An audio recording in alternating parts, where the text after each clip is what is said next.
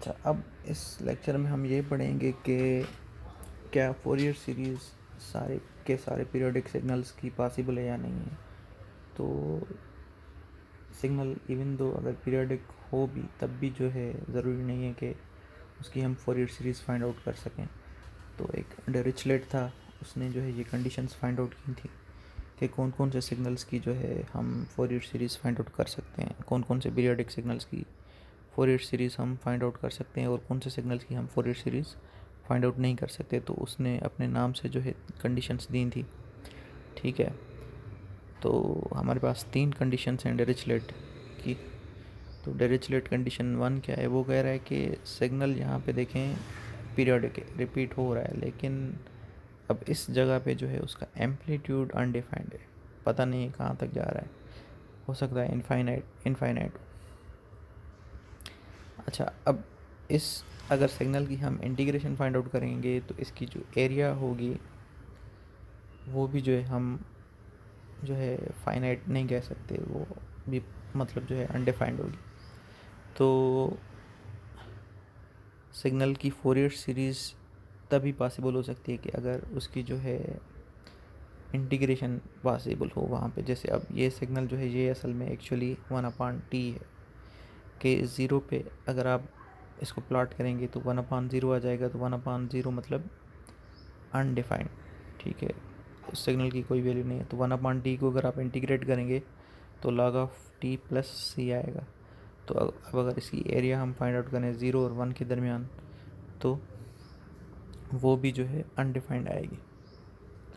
ठीक है, log of zero, क्योंकि हम log of zero find out नहीं कर सकते, तो इस सिग्नल की इंटीग्रेशन पॉसिबल नहीं है, तो इसकी फोरियर सीरीज़ भी पॉसिबल नहीं होगी। प्रैक्टिकली ऐसे सिग्नल्स मतलब जो है मुश्किल ही एग्जिस्ट कर पाएंगे, उनका जो एम्पलीट्यूड है वो अनडिफाइंड या इन्फिनिटी की तरफ जा रहा हो। तो प्रैक्टिकल ऐसे सिस्टम्स बनाना मुश्किल है। ठीक है, तो मोस्टली जो पीरियोडिक सिग्नल्स होते हैं उनकी फोरियर सीरीज़ हम फाइंड आउट कर सकते हैं। अच्छा, दूसरी कंडीशन जो डिरिचलेट ने दी थी कि हमारे पास जो है फाइनाइट नंबर ऑफ मिनिमा और मैक्सिमा हों तभी जो है हम सिग्नल की जो है फोरियर सीरीज़ फाइंड आउट कर सकते हैं। अब जैसे ये एक सिग्नल है X of T is equal to 2π/t, जब इसको हम प्लॉट करेंगे ज़ीरो से लेके 1 तक, तो इसमें मिनिमा और मैक्सिमा ये जो मतलब यहाँ पे ऊपर वैल्यूज़ आ रही हैं उनको हम मैक्सिमा कह सकते हैं, और जो यहाँ पे नीचे वैल्यूज़ आ रही हैं उनको हम मिनिमा कह सकते हैं। तो ये जो वैल्यूज़ आ रही हैं मतलब इतनी बार रिपीट होंगी कि हम उनको काउंट भी नहीं कर सकते। ठीक है, तो 0 से लेके 1 तक ये मिनिमा और मैक्सिमा जो है टोटल नंबर ऑफ़ मिनिमा और मैक्सिमा हम गिन नहीं सकते, काउंट नहीं कर सकते। तो इस तरह का अगर पीरियोडिक सिग्नल हो उसकी भी फोरियर सीरीज़ हम फाइंड आउट नहीं कर सकते। मतलब मिनिमा और मैक्सिमा जो हों वो काउंटेबल हों या फाइनाइट हों। ठीक है, तभी उसकी हम फोरियर सीरीज़ फाइंड आउट कर सकते हैं। और तीसरी जो डिरिचलेट ने कंडीशन दी थी कि सिग्नल के अंदर जो डिसकंटिन्यूटीज़ हैं, जैसे यहाँ पे 1 है, फिर डिसकंटिन्यूटी मतलब वैल्यू जो ये 1 वाला जो वैल्यू है वो डिसकंटिन्यू होके 1/2 पे आ गया, फिर ये डिसकंटिन्यू होके 1/4 पे आ गया। इस तरह ये नीचे जा रहे हैं। तो ये डिसकंटिन्यूटीज़ भी जो हों वो फाइनाइट हों। मतलब अब ये डिसकंटिन्यूटीज़ जो हैं बढ़ती जाएंगी तो उनको भी हम काउंट नहीं कर पाएंगे। ठीक है, तो इस तरह का अगर कोई सिग्नल है तो उसकी भी फोरियर सीरीज़ पॉसिबल नहीं है। फाइनाइट नंबर ऑफ़ डिसकंटिन्यूटीज़ होनी चाहिए तभी हम फोरियर सीरीज़ सिग्नल की फाइंड आउट कर सकते हैं।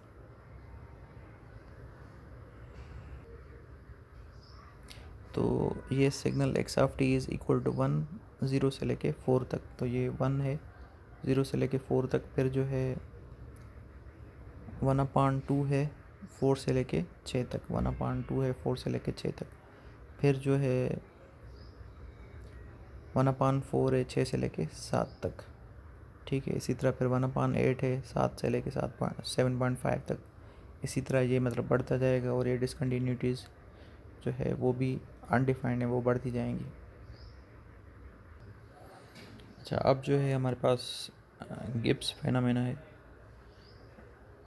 तो गिब्स ने जो है ये ऑब्ज़र्व किया कि जब हम रेक्टेंगुलर पल्स को फोरियर सीरीज़ के फॉर्म में रिप्रेजेंट कर रहे हैं तो वहाँ पे जितने नंबर ऑफ़ टर्म्स हम कंसिडर कर रहे हैं, क्योंकि के की वैल्यू जो है हमारी -इन्फिनिटी टू इन्फिनिटी है। अगर के की वैल्यू अगर हम यहाँ पे एक ही कंसिडर करेंगे, ठीक है, जैसे यहाँ पे ये कह रहा है कि n=1, मतलब नंबर ऑफ़ टर्म्स जो है फोरियर सीरीज़ में हमने एक कंसिडर किया है, तो रेक्टेंगुलर पल्स जो है हमारी वो इस तरह रिप्रेजेंट होगी। फिर दो अगर टर्म्स करेंगे तो वो उसका शेप थोड़ा इम्प्रूव हो रहा है। फिर जो है हम, अच्छा यहाँ पे 3 टर्म्स हैं, फिर अगर हम 79 टर्म्स कंसिडर कर रहे हैं तो ये शेप इस तरह बन रहा है। ठीक है, 7 टर्म्स कंसिडर कर रहे हैं तो ये शेप इस तरह बन रहा है। यहाँ पे 19 टर्म्स हमने कंसिडर किए हैं, तो जितने नंबर ऑफ़ टर्म्स हम ज़्यादा कंसिडर कर रहे हैं, शेप जो है वो बेहतर बेहतर बनता जा रहा है। ठीक है, तो कह रहा है कि with more Fourier series terms more accurate approximation of signal. अच्छा, अब ये जो रिपल्स बन रही हैं, ये जो रिपल्स बन रही हैं ऊपर नीचे, मतलब सिग्नल जो है यहाँ पे आ रहा है, जैसे यहाँ पे सिग्नल ऊपर नीचे आ रहा है, यहाँ पे सिग्नल ऊपर नीचे आ रहा है, तो ripples move toward toward jump discontinuity. ये इसने 3 पॉइंट्स ऑब्जर्व किए हैं कि टर्म्स बढ़ाएंगे तो एक्यूरेट अप्रॉक्सीमेशन होगी एक्चुअल सिग्नल की। ठीक है, और जो उसमें रिपल्स आ रही हैं वो रिपल्स कहाँ पे मूव कर रही हैं, जंप डिसकंटिन्यूटी की तरफ, कि यहाँ पे वैल्यू कुछ है फिर डायरेक्टली जंप होके कुछ और वैल्यू बन रहा है। तो ये रिपल्स आहिस्ता आहिस्ता देखें मूव करके इस पॉइंट की तरफ मूव कर रही हैं जहाँ पे जंप डिसकंटिन्यूटी है। यहाँ पे देखें ये जो है रिपल बहुत बड़ी है, यहाँ पे आहिस्ता आहिस्ता थोड़ी कम हो गई, यहाँ पे देखें और ज़्यादा कम हो गई, यहाँ पे मज़ीद कम हो गई, मतलब उसका जो ऊपर नीचे होने का जो मतलब अमाउंट है वो कम होता जा रहा है। और यहाँ पे देखें बिल्कुल एक सीधी लाइन लग रही है और वो सारी की सारी जो है रिपल्स यहाँ पे ज़्यादा वैल्यूज़ वाली यहाँ पे मूव हो गई हैं।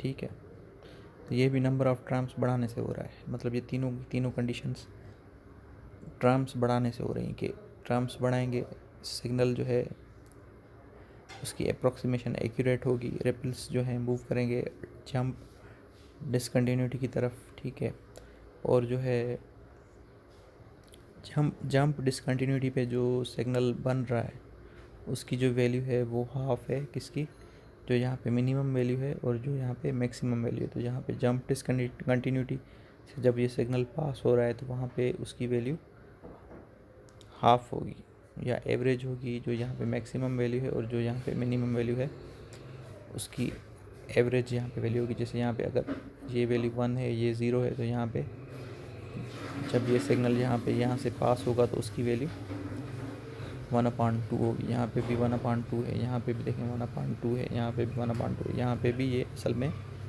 1/2 से ही पास हो रहा होगा, लेकिन सही से हम देख नहीं पा रहे। तो मतलब ये जो वैल्यू जब यहाँ से पास होगा तो वो एवरेज होगा मैक्सिमम और मिनिमम वैल्यू का, क्योंकि ये ज़रूरी नहीं है कि ये जो यहाँ पे मिनिमम वैल्यू है ये ज़रूरी नहीं है कि ज़ीरो ही हो। ठीक है, अगर ये रेक्टेंगुलर पल्स हमारी 3 से शुरू हो रही है, ठीक है, और जो है 5 पे ख़त्म हो रही है, तो 3 और 5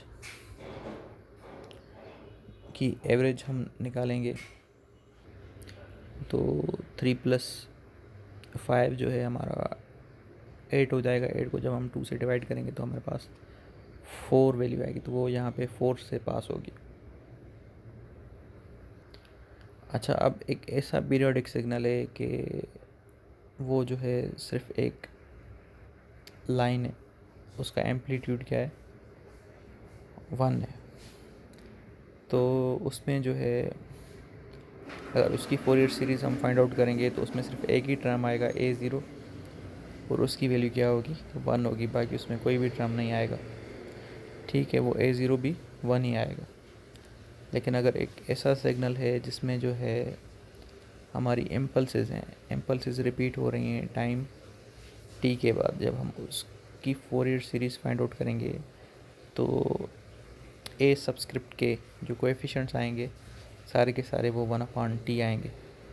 ठीक है, तो ये आप खुद भी करके देखें।